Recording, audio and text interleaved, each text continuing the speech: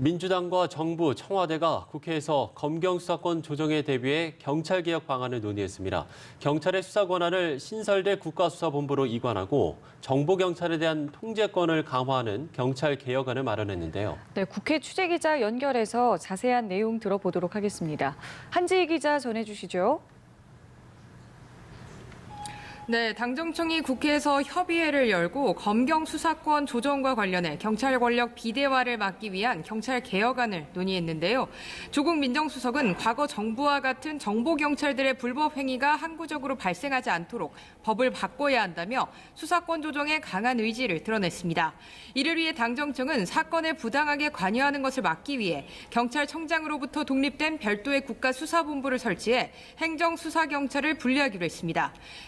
경찰인 경찰청장이 수사경찰 업무를 총괄하는 국가수사본부장에 대해 구체적 지휘를 원칙적으로 할 수 없도록 구분한 겁니다. 또 최근 정치 개입 논란이 벌어진 정보경찰의 활동 범위도 법에 명시해 외부 통제를 강화하기로 했습니다. 아울러 경찰대의 고위직 독점을 해소하기 위해 신입생 선발 인원을 100명에서 50명으로 줄이고 편입학을 허용하기로 했는데요. 민주당은 경찰개혁 법안을 빠른 시일 안에 국회에서 논의하기로 의견을 모으고 필요할 경우 추가 법안을 제출하기로 했습니다. 또 오후 3시 반에 원내대표단과 당 사개특위 위원들이 연석회의를 열어 오늘 논의된 내용을 공유하기로 했습니다.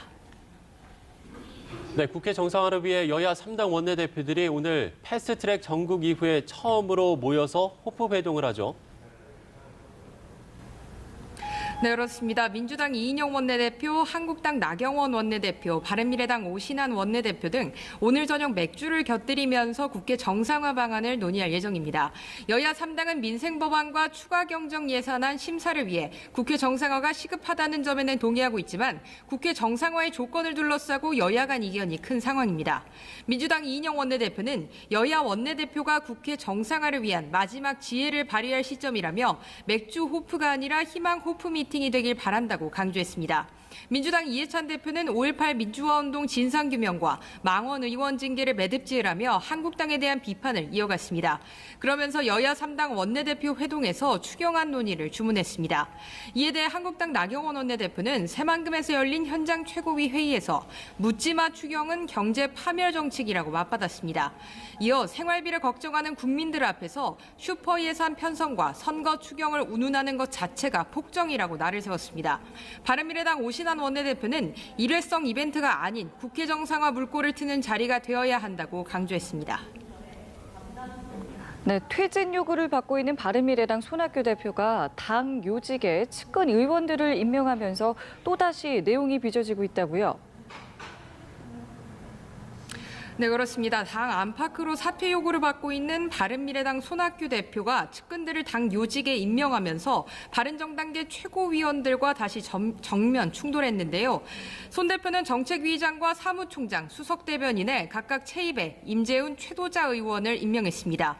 오전 회의에서는 바른정당계 최고위원들이 날치기 통과라고 강하게 반발하면서 고성이 오갔는데요.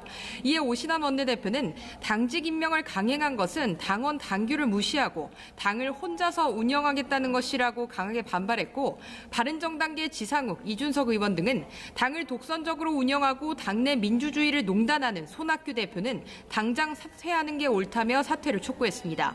이어 바른정당계 하태경, 이준석, 권은희 의원은 기자회견을 열고 최고위원들이 요구하는 안건을 당대표가 고의로 무시하고 있다며 임명을 철회하는 긴급 최고위원회의를 소집했습니다.